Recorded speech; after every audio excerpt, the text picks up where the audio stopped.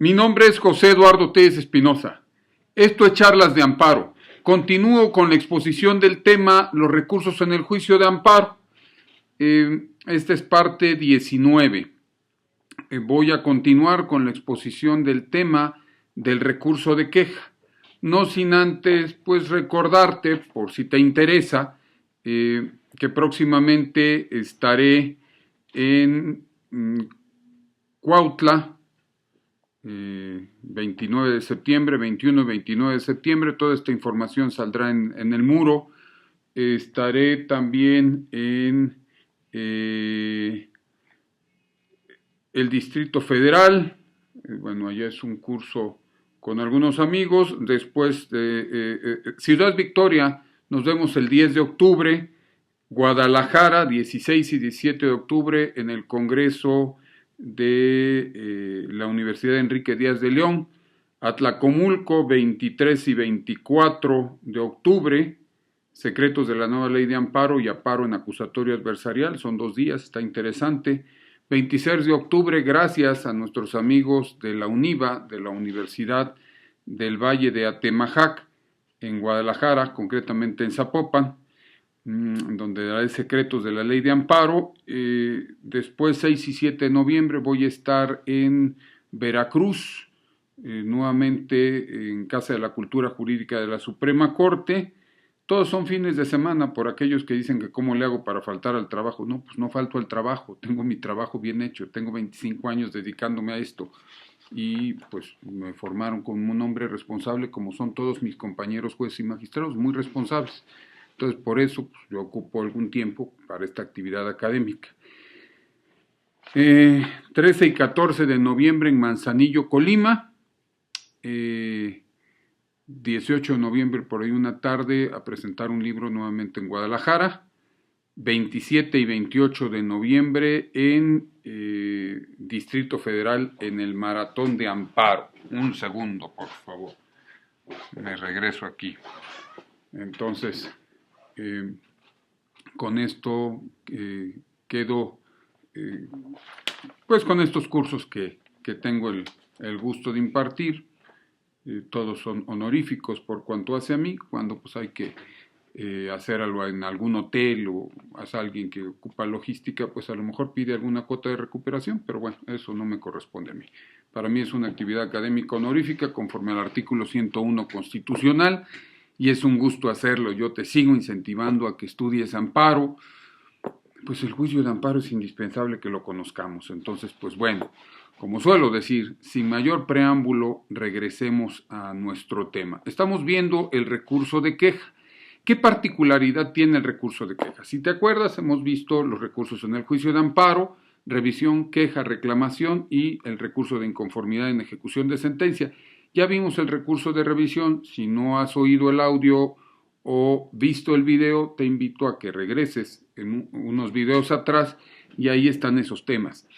Por cuanto hace al recurso de queja, el recurso de queja tiene una particularidad, es un recurso, al igual que el de revisión, pues una procedencia muy amplia. Aunque son solamente 4 recursos, pero proceden contra muchas cosas. Pero concretamente el recurso de queja procede con un sistema muy particular, similar al de la revisión. Hay revisión en amparo indirecto y hay revisión en directo, tiene sus reglas. Igual aquí hay queja más dirigida al amparo indirecto, que ahora ya sí no los especifica el artículo 97 en su fracción primera, y en amparo directo 97 fracción segunda. Estoy viendo lo que es el 97 fracción primera de lo que es el recurso de queja. Ya hablamos de la queja contra los acuerdos admisorios o desechatorios totales o parciales de la demanda de amparo o de la ampliación de la demanda de amparo. Eso ya lo vimos, regrésate unos videos antes. Ya vimos la llamada queja de término, con sus 4 supuestos de procedencia, 2 previstos legalmente y 2 que no están previstos expresamente. Los 2 previstos expresamente contra la concesión o negativa de suspensión de plano, contra la concesión o negativa de suspensión provisional, y los que no están previstos expresamente, pero en interpretación jurisprudencial, procede contra las medidas de aseguramiento y garantías respecto de las cuales se haya concedido la suspensión. O sea, si te fijan una garantía, pues aunque te concedieron la suspensión, pues tú puedes ir en queja, pues cuestionando que es una garantía muy alta o que no es una garantía lo suficientemente alta por cuanto hace a la suspensión provisional y por cuanto hace a la suspensión de plano, pues lo mismo sucede. Pero hay un cuarto supuesto que te acuerdas, vimos 30 fracción primera, último párrafo acerca de bueno, el párrafo creo que no es el último, déjame darte el dato exacto, que es aquella concesión de la ampliación o negativa de ampliación del plazo, sí es último párrafo, 30 fracción primera, último párrafo, el auto que resuelva sobre la ampliación para imponerse de las constancias de notificación para las autoridades responsables podrá ser recurrido a través del recurso de queja en los plazos y términos establecidos para las resoluciones a que se refiere el artículo 97, fracción primera, inciso B de esta ley. Por eso, pues, en el libro Los secretos de la nueva ley de amparo te voy a hablar de todo esto, estoy trabajando en él. Después hablamos de la admisión o cuando se admite o rehusan la admisión de fianzas o contrafianzas, se admiten las que no reúnan los requisitos legales, lo vimos también en el video anterior, lo escuchamos en el audio anterior, si se reconoce o niega el carácter de tercero interesado es también un supuesto de procedencia del recurso de queja. Y por cuanto hace al inciso E, es el que vamos a ver el día de hoy. 97, fracción primera, inciso E. Por cierto, meter siempre algunos comentarios extras en los videos y en la red. Señores, gracias a Dios, estoy muy sano. He bajado de peso porque me estoy cuidando, porque le tengo hecho una promesa a mi hijo. En breve vas a saber de qué, te lo vamos a compartir. Le hice una promesa. Tenemos un reto conjunto de tipo deportivo que vamos a hacer y he bajado de peso, simplemente te incentivo, ya después vamos a hablar también de eso. Gracias a los que se han preocupado por mi salud, creo que pues no me veo enfermo, si acaso pues a veces está uno cansado porque hace uno muchas cosas. Gracias a los que se preocupan por mi salud, estoy muy sano, bendito sea el Señor.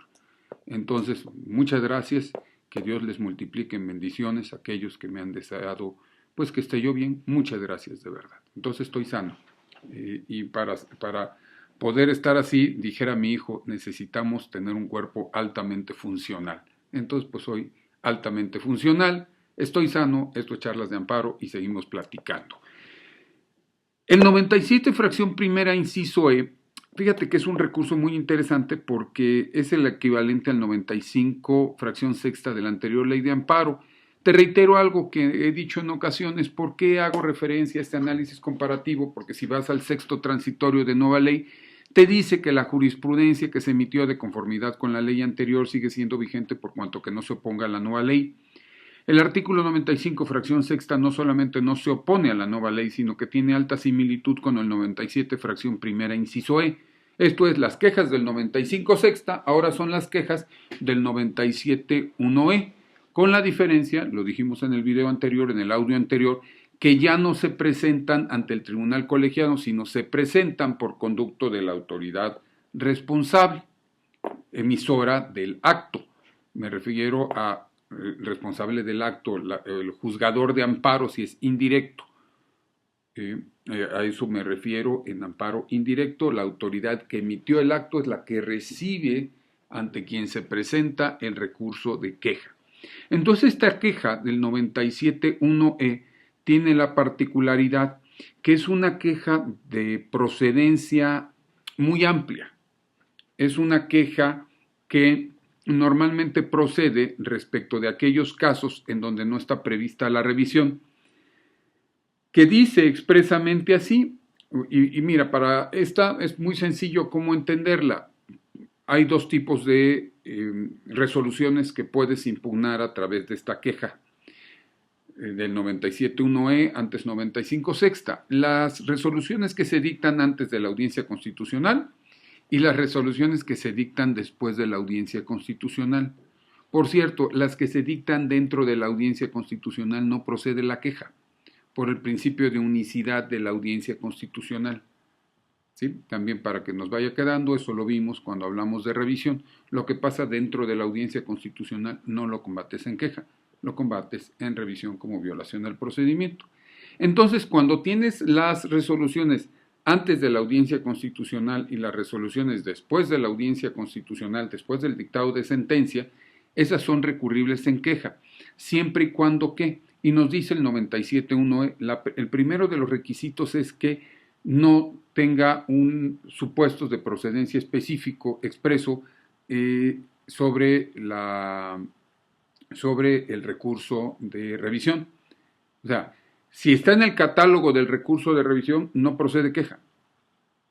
Y por regla general, si no está en el catálogo del recurso de revisión, procede queja.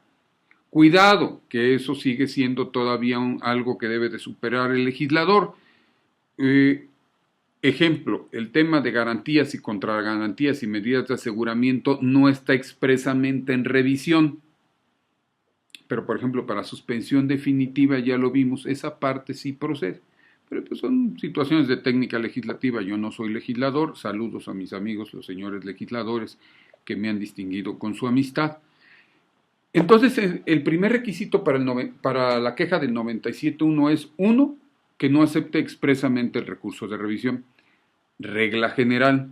Segundo, que por su naturaleza trascendental y grave pueda causar perjuicio a alguna de las partes, no reparable en la sentencia definitiva, así como con las mismas características se emitan después de dictada la audiencia constitucional. ¿Cuáles son las mismas características?